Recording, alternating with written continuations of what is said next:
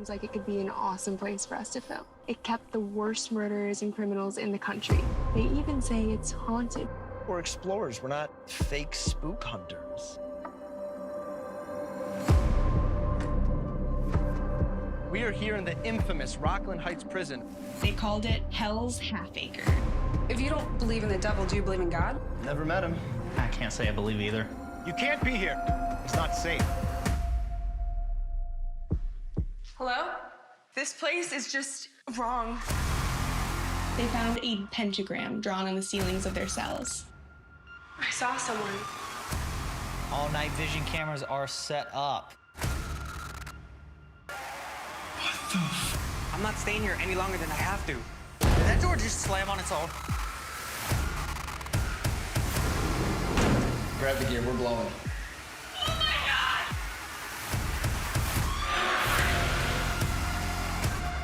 Help! You guys hear that?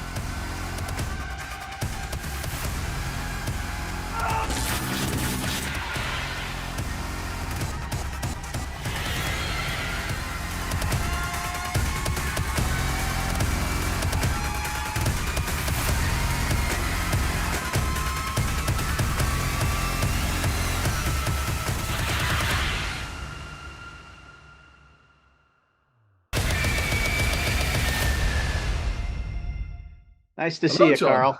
Yeah, nice to see you. Thank you so much for taking the time to do this. How are you? Absolutely. Real good, actually.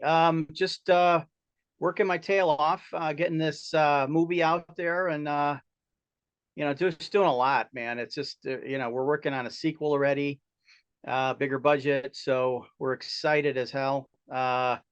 But this is really cool. This is all coming out. We had a little bit of a delay on Amazon, some little technical thing with the closed captioning. I guess it's common.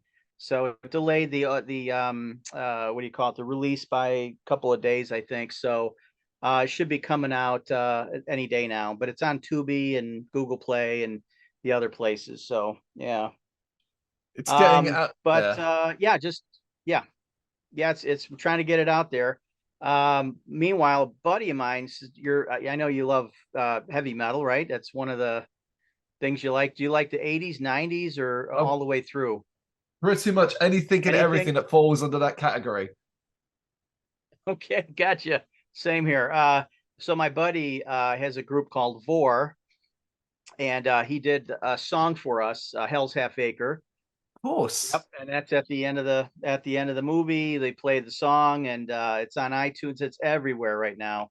I can't stop listening to it. It's so cool, so freaking cool. But yeah, we're just having fun with this. So, well, massive amount of congratulations on the digital and on-demand release of Hell's Half Acre. The briefest synopsis I feel I can give for the movie: it's a horror movie. Group of urban explorer YouTubers end up in the abandoned Rockland Heights prison, which isn't basically as empty as it first seems. So far, are you happy with the attention and the reactions that the movie has gotten overall, whether they be positive, negative reviews, and so on? Yeah, I think overall it's been positive. We'd had a couple of naysayers, kind of, pick at it a little bit, which, some of it's nitpicking, some of it I could see, yeah, okay, I could take the criticism.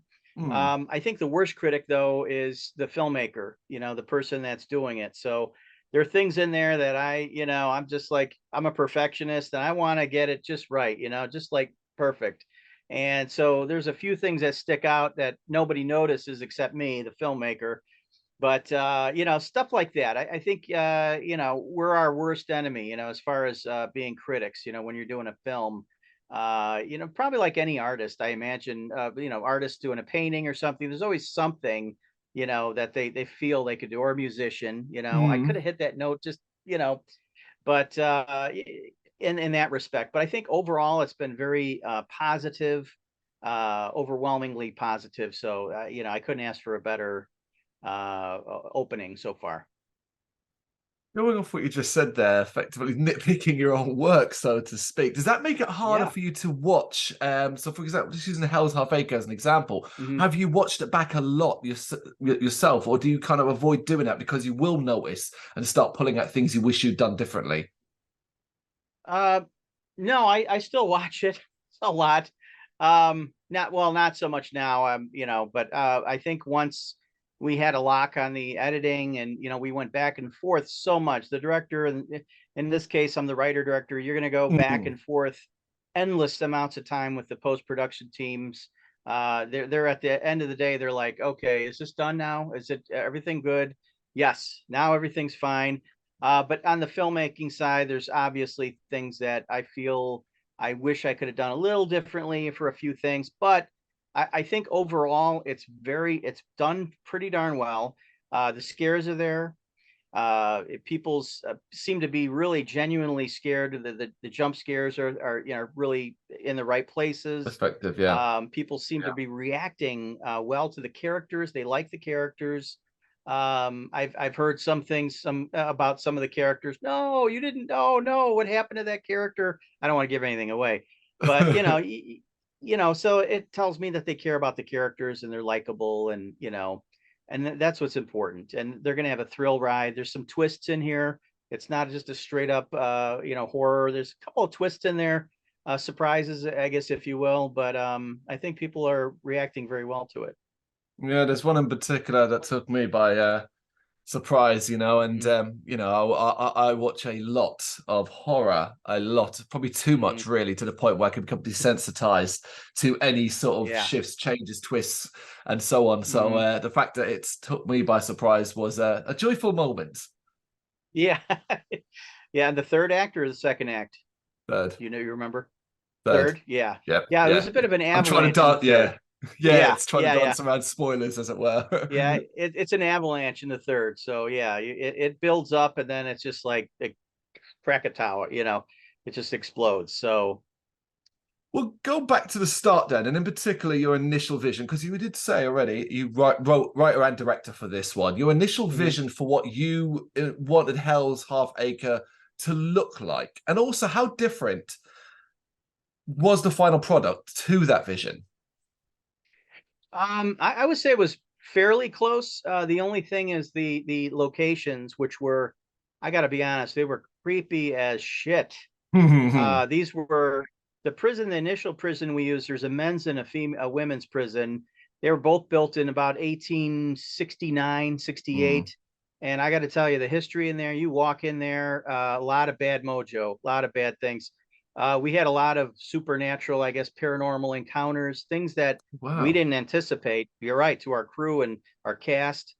Some really strange things happened, some chilling things happened. We had an art director when we were scouting the one location. It was Joliet State Prison. And she went into one of the particular rooms we were going to film in, and she was getting ideas for production design. She was in there about, I'd say, 2 minutes. She came running out crying. And she ran outside. I have to get air. I have to get air. And she was hysterical, just tears just streaming. We were like, did something happen? Did somebody say something or upset her? She said that she walked in there and she had this overwhelming sense of dread and despair, and almost like she was not wanted there, and that she, Hmm. it really, these overwhelming feelings. And she's not one of these people that really, in my opinion, cared too much or believed too much in paranormal stuff. But she ran out. We had to talk to her and kind of talk her off the ledge, so to speak. But that was really unnerving to see that. We also had a instance where we filmed at this old jailhouse where they filmed Public Enemies with Johnny Depp, about the John Dillinger movie, the Hmm. gangster movie. Well, John Dillinger's cell is there, and we had a parent experience there, and I witnessed that one. I still can't believe it. Outside of John, there's like a hallway, windows with bars on the right. It's probably 5 feet wide, and then you have cells, like about 6 cells. Okay, at the end was John Dillinger's cell, and there are lights outside on the ceiling outside of each cell. Well, one of my first AD went into, to do a little video thing with his phone, and he's like, "Oh, we're in John Dillinger's cell," and when he went in there, the light flickered on and off outside the cell. And I was like, oh, that's weird. Okay. Then it was on and then turned off and then on. And then he came out and he was like, okay, all right then. If you are John Dillinger are here, make this light go off and on. And I swear, as Christ is my witness, the light went off and on. And I was just like, this is really bizarre. All of them are fine except the one in the end. You can't control that on a separate circuit. The building is very old. Yeah. It was just really bizarre. So he came back and he told us that, I was asking questions. Do you want me to leave? And he said he got a feeling like, yeah, I want you out of my cell. Right. So it was really, out of John Dillinger's cell. Extremely Really weird. unnerving stuff. Yeah, there were more too, believe it or not. Did that affect, I can go on and on. Yeah. But did it affect, it was like, really, I mean, obviously it would have affected the crew, it affected you all in a certain way, but you obviously you carried on. Was there ever any moment where you're like, you know what, this is too uncomfortable, it's too unnerving, everyone's tense, let's change this? Or did you just kind of plow on? We sort of just, didn't go anywhere alone. It was always groups of 2 or 3 at minimum, unless it's the bathroom. In that case, that was, but another weird thing, but the cast sort of started to laugh it off a little bit because one of the gals, Amanda, she had been texting or something. She put her phone down. Nobody was sitting next to her. All the other cast members were to her right. They were sitting on this sort of dock thing outside of like a loading area, I guess, outside of the prison, the women's prison. And I don't know, 5 minutes, 10 minutes went by. She picked up her phone. She was going to text somebody, and the word summoned was typed. And she said she didn't type that. It was really strange. It was like she was about to send a text. She had left that open, but nothing was on the screen. And somebody had typed summoned, but she doesn't know how it could have happened. It was sitting right next to her. So it was really weird. Strange. Yeah. I don't know. Yeah. You've almost got a horror movie in itself with the behind the scenes makings of Hell's Half Acre. It really was, and I sort of tried to downplay. I didn't tell them about these other experiences with the production designer. Also, my first AD when we were scouting, she was standing, I'd say about 8 feet from me. I was sitting down on my phone, and there was a production assistant on his phone. And she was just standing around looking. We were waiting for the rest of the team to come up. It was pretty quiet in one of the cell blocks. You could have heard a pin drop. And I don't know, it's about 5-10 minutes we were waiting. And suddenly, out of nowhere, she says, "Who said that?" And she's looking around. And I said, "Who said what?" Nobody said anything. She goes, "No, somebody said hello right by my ear." Oh, man. And I said, "There's nobody here." And she's a person that doesn't believe in ghosts. She doesn't believe in anything, but this really, that really kind of rocked her a little bit. So definitely some paranormal activity went on at locations. I mean, I could go on a lot of stories. There was one, I'll give you one last thing that that happened at the in the opening scene where you see the woman running on the boardwalk, and of course she ends up getting pulled into the cell. Well, in the basement of that prison, that was the women's prison. There was like a lower level basement where they had, I guess it's solitary confinement. The ceiling down there was rather low. It was like 5.5 feet. The cells were only 4 feet tall by 4 feet by 4 feet, dirt floors, and a cage door that would lock. One of my producers came down with me, Robert, a good friend of mine for many years, and he is a bit sensitive to things. He, picks up things. He started hyperventilating. He just, it was, and he's not claustrophobic, but he started to hyperventilate. We had to get him out of there. And he picked up so much negative energy. He said, "A lot of bad things happen down here, John. A lot of bad things." And when he says that, he almost never says anything, but when he does, you got to listen to the guy. So that was really unnerving. So we decided not to film down there. It was just too much, Oh, wow. Yeah, there were parts that we didn't, that one in particular, I thought was just, I mean, it was just creepy as hell. And I wanted to film down there, but after that, I said, "There's no way we could. There's just no way. There's just no way." Amazing. So, yeah. It's But this, overnights were difficult. We had to film overnights because this mostly happened at night. So we're filming, you know, we got 6 p.m. to 6 a.m. and that thing's got really interesting in the middle of the night. Things got, you know, a little silly, a little loopy, you know, the alter egos would come out and, you know, so we mostly laughed a lot, honest to be, even amongst all the horror, the real horror, we laughed a lot. So it was trying to make actually the a lot of experience fun. It did, yeah. And I think the actors had a great time. The crew, it made it tolerable, you know.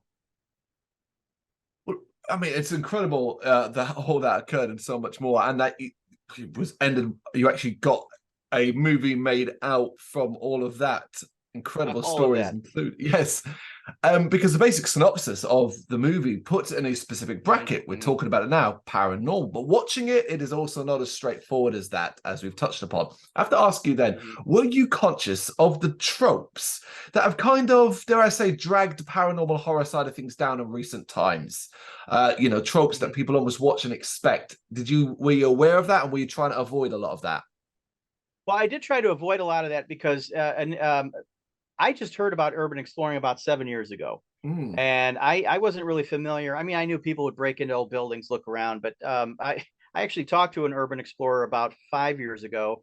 And he has like 1 million followers, and he goes in, he does these really cool videos, and he just has fun with it. He gives a little bit of the history and you know, this and that. And I thought, wow, that'd be kind of a cool to do a horror movie. I've seen so many with paranormal investigators, grave encounters, which, I mean, all these are done very well. But I thought, I don't want to do the same thing. You know, I don't want to just do the, you know, piggyback back off of that. So I thought, what about these urban explorers that the leader of the group, who doesn't believe in anything, ghosts, God, goblins, the devil, anything, he doesn't want to do any, he just wants to go in there, tell the history, pure urban exploring, none of this Halloween crap, as he puts it, quote unquote. And his girlfriend and you know, first in command, if you will, Jesse, wants to do a few things, little scares here and there, and it wouldn't hurt to throw it in. And he says, no, we're not doing any cheap theatrics. So it's interesting for them to go in there with that attitude, with most of the people not really believing in this stuff. And that's not what they're there for. They're there to tell the history of this place. Nobody's been to this location in decades. Has a horrific background. 2 serial killers actually were executed there for causing a riot so bad that it was something like 34 people were injured, 16 secure you know, prison guards were executed. It was just public outcry and political pressure. These 2 serial killers, Martin Clay, who was Cannibal Clay, who would eat his victims after he killed them, and then the Red Ripper Richards, who used a hunting style Bowie knife to basically fillet his and paint the wall with blood. So we had these 2 characters who ended up painting the day they were executed at 1 day apart. Both of them had detailed pentagrams painted on the ceilings of their cell. So they had basically made a bargain with the devil to sell their souls. And, you know, obviously they became permanent part of the prison after it had closed. It had closed a few short years after that. So that's basically you know, that's basically the gist of the background of this place, that they didn't really want to touch too much on. They started to give a little bit of the history, but it was really just to do just that. It wasn't to find ghosts or anything like that, but it seems that it found them. Now, when I watch a movie, and when yours came my way, I always avoid reading a review, going into that. I want to go on blind to a certain degree. I'll read the 2-line, 3-line synopsis, and it will obviously give you an expectation. And I'll be honest, I expected a found footage style movie. Oh, okay. Yet, of course, it isn't. Now, I have to ask you, considering the idea of urban explorers, YouTubers, you could have very easily done that way. Did the idea ever cross your mind? It did, but I mean, I talked with one of my writing friends, and I thought, you know, I think found footage has kind of run its course. I mean, there's a few exceptions, but I think it's been done so much. I didn't really want to do Mm. I considered it, but I thought, you know what, I just think it's been done a lot too much. So we decided not to go the found footage route. Yeah. So Eternally yeah, grateful here. You say it's run its course. I say it ran its yeah, course a decade. It feels like a decade ago. So that, you know, I yeah, was very, very happy to see it wasn't that. yeah, Um, yeah, yeah, definitely. Overall, then, what was one of the more challenging aspects for you of making a movie, and how did you overcome that challenge? Okay, well, I could tell you easily. We started the movie about a day or so before the pandemic. And we were hit with the pandemic. We had a SAG actor, Matthew Ashford, he's big in the television soap opera world, and he's been in some films, movies. He's a friend. SAG basically threatened all the SAG actors, don't do it or you're out of a guild. Oh, goodness. So we decided to press on, take Mm. precautions. But it was the most unusual filming I think I've ever done, with everything in place, the gloves, everything, masking. We had to do social distancing. We had certain tables set up for certain things. It made it very difficult, but we still decided. I said, I'm not going to force anybody to do this. We had meetings, and we actually had one actress who declined the role because she was concerned about COVID and Yep. contracting it. And I said, well, I understand. I'm no problem. We'll consider you for future projects. We Yep. ended up casting somebody else who, honestly, Bryn, Jesse, she did a great job. I'm very happy with her performance. And it worked out. So that was the biggest challenge, is starting a movie at the beginning of a pandemic, uh, and getting through that. So that the other biggest challenge was the overnight filming, Mm. 6 p.m. to 6 a.m. We had to do, I think it would say about almost 2/3 of the movie was overnight, Mm. because it's supposed to be one evening, right? So um, I think it's a total of 2 days, but the second day is all mostly at the prison. So it was all Yep. overnight. So that was the next biggest challenge. We had to bring in cots, for people to take naps, take breaks, things like that. But yeah, it was a lot of blood, sweat, and tears, but fun.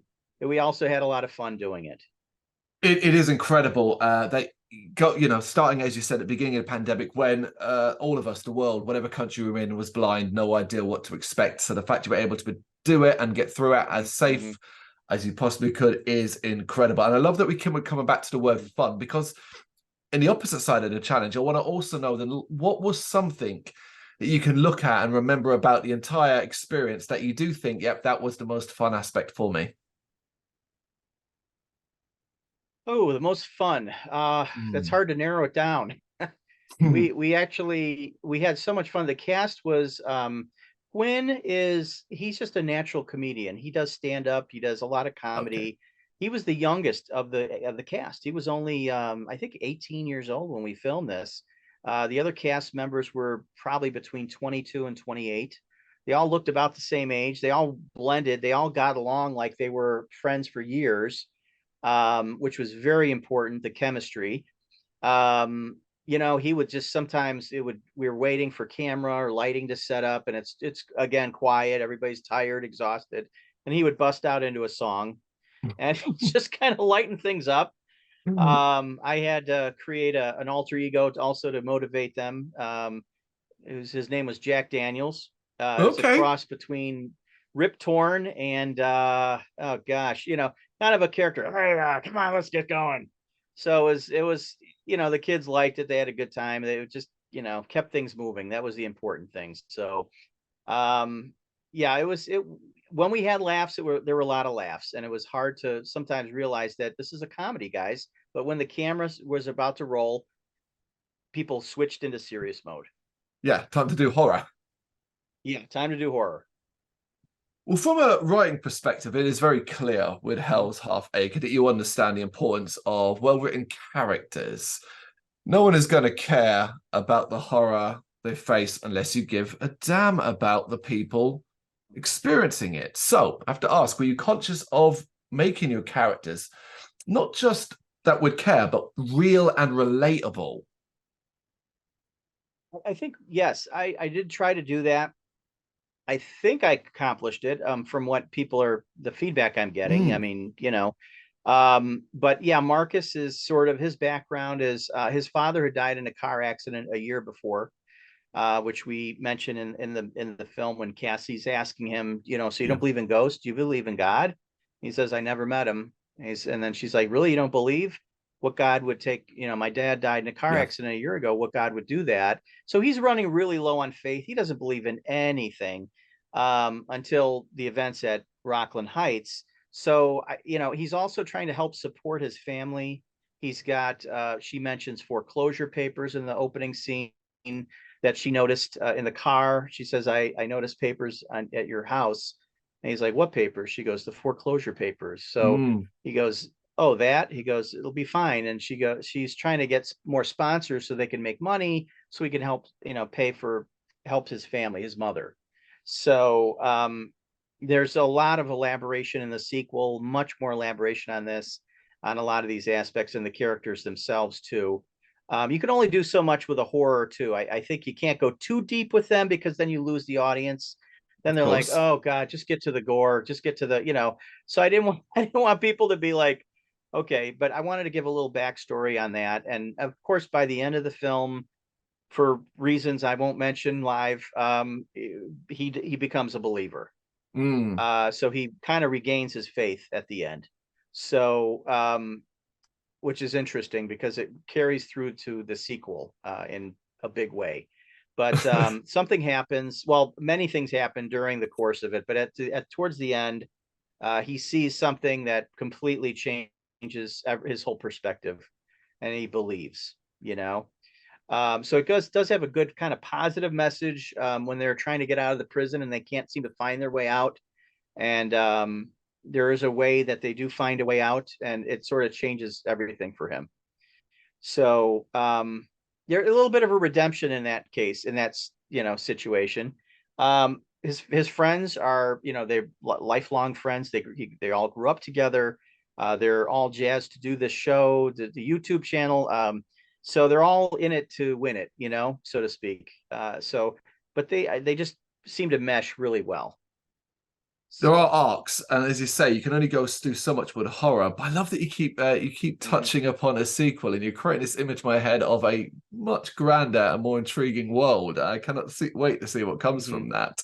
Um, with Yeah. this particular film, did the cast bring your characters to life in any way that you perhaps didn't necessarily expect? Obviously, you write them, you have a view in your head, but when you're seeing that Mhm. performance in front of you, did it kind of pan out differently? Mhm. It certainly does, in a good way sometimes. But in this case, they took the characters I wrote, they breathed life into them. Mm, And watching the actors take your lines that you've scribbled, with the characters, and during we did very, very heavy rehearsals. We would do a lot of Zoom. Then I decided, enough of that. We're going to meet up in a park. We're gonna just And we did it. Everybody was great to meet each other in person. I said, we can only listen, we'll sit apart a little bit, but we have to do this in person. We just yeah. can't do this via Zoom.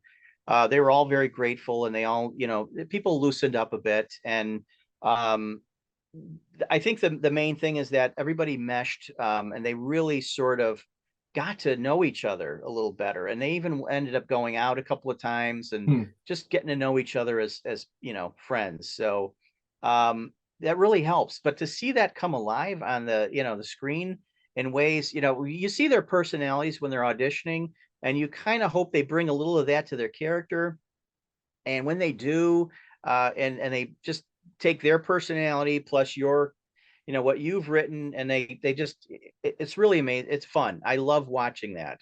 So, they really exceeded my expectations, I have to say. They're a very talented group of young people, and I'm just very blessed. Everybody associated with this, it was great to work with. So I'm really looking forward to working with all of them again too.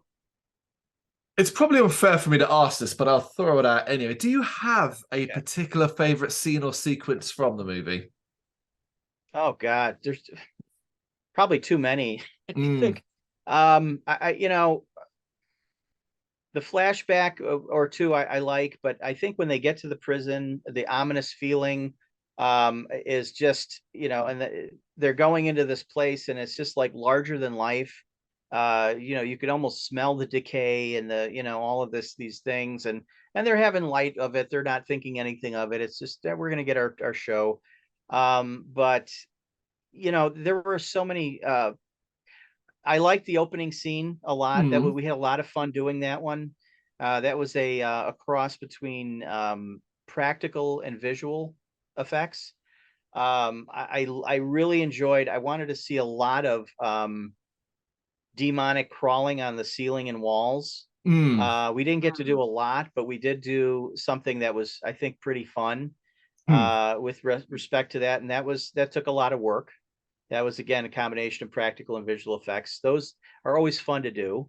And then in the third act, there was a lot of mixture of those two things again. Indeed. Those are fun to do, and I love the process and being a part of it too. So helping make the prosthetics and things like that. I'm very hands-on. I actually helped build the electric chair. And then we had our production designer go in and stain it and sort of age it up, so it's fun being a part of that and having your hand in things. So which consequently is sitting in my garage. So Of course you have to keep it. Well, I have to. Yeah, of course. It's the electric chair. So I asked my daughter, who's in the movie too. She plays Marcus's younger sister. So she's in the beginning and then the end of the film. Ariana, should I bring the chair up into the house? And she just gave me a look like, Dad. So it's just like, no, you're not going to be doing that. So, but it's safely tucked away. Well, as we have touched upon a few times, Hell's Half Acre is a twisty horror. Levels of delight all the way to the very, very end. Do you personally, as a writer, enjoy subverting audiences' expectations overall then? Yeah. Oh yeah. I don't want them to see it coming. I love to sort of manipulate and sort of misdirect in some cases if I can. I don't want you to go in there and say, okay, I know what's going to happen. This happens. This person dies. End of story. I want them to keep, thinking, keep them on the edge of their seat, throw a few surprises at them, things that were sort of wrapped into the plot line, and just make them think, a little bit and not expect everything that's going to happen. So, yeah, I like to watch a horror movie and not expect, like get a few surprises. I do like those. I don't want to just go in there saying, okay, all right, it's going to be 90 minutes. I know what's going to happen from beginning to end already. So I think, in this case, the audience is not going to know. They're not going to see it coming. The little twists that we put in there. Yeah, but it's really difficult, particularly in this day and age when originality is very, very hard to come by. It's more about doing the same story well. Where are you drawing your inspirations, I guess, to find not just a twist, because a twist without a point is irrelevant, but something that works within your own stories?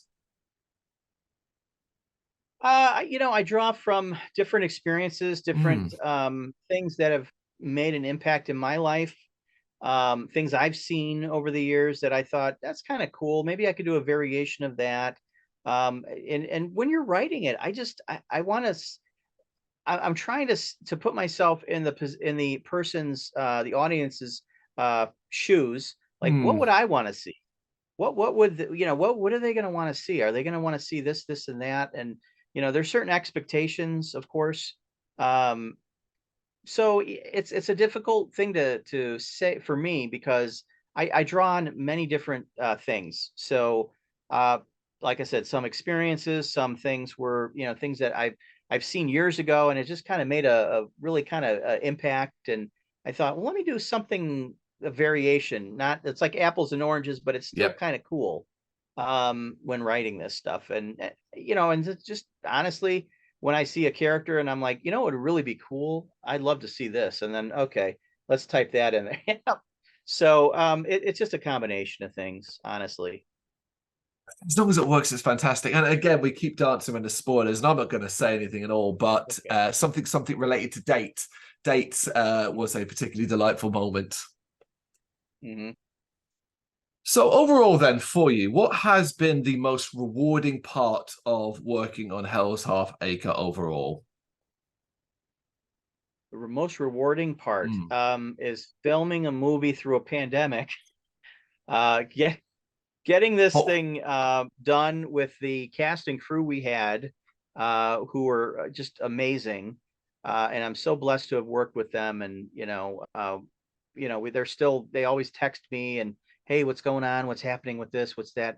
It's really there's just so much reward. I mean, it's just a reward to finish the film, and in the height of a pandemic, and even whether it was a pandemic or not, to get that accomplishment of wow, this really came together better than I thought it would, and this is really kind of cool. I love watching it. I love enjoying it, and people seem to like it and enjoy it. So that is probably the biggest reward right there.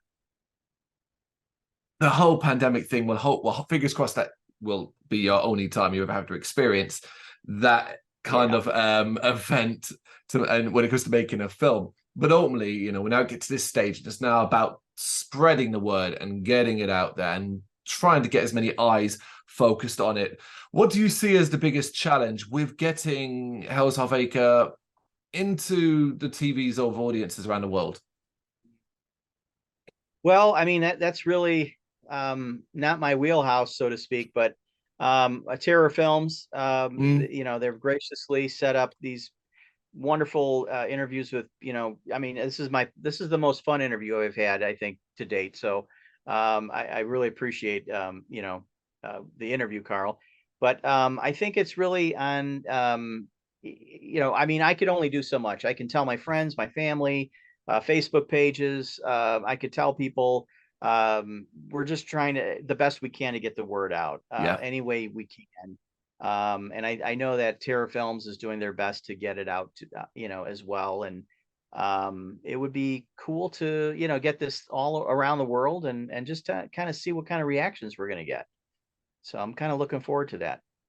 Yeah, with Terror Films getting it out there, being available pretty much anywhere in the world on demand is such a huge part of it. And although it's social media world, it's still word of mouth to a certain degree. We're just talking online instead of in each other's ears, and that matters as well. It does.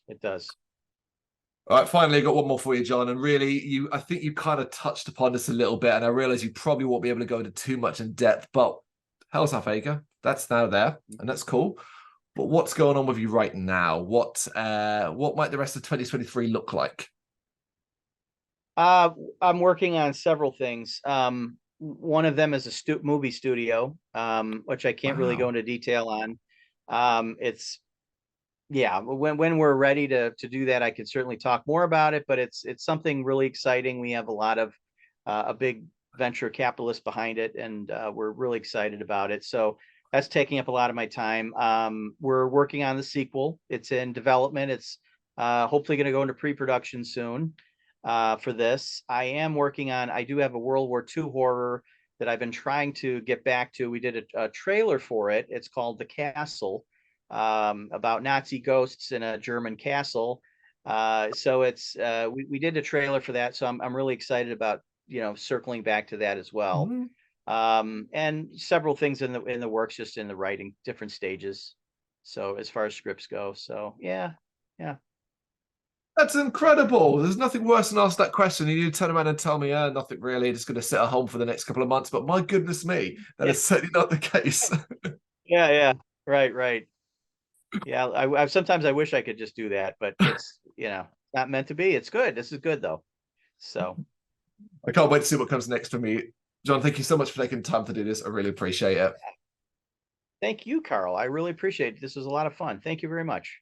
Thank you very much for watching. If you liked what you saw, please help us out by giving us a thumbs up and hitting that subscribe button. If you really liked what you saw, consider donating to keep the website and channel running by buying us a coffee via our coffee page or picking up some merch from our Big Cartel store. You can check us out on gbhbl.com as well as via our social media, Facebook, Instagram and Twitter. as well as listen to our interviews via SoundCloud, Apple Music and Spotify. Just search for GBHBL. Games, horror and heavy metal. What else is life for?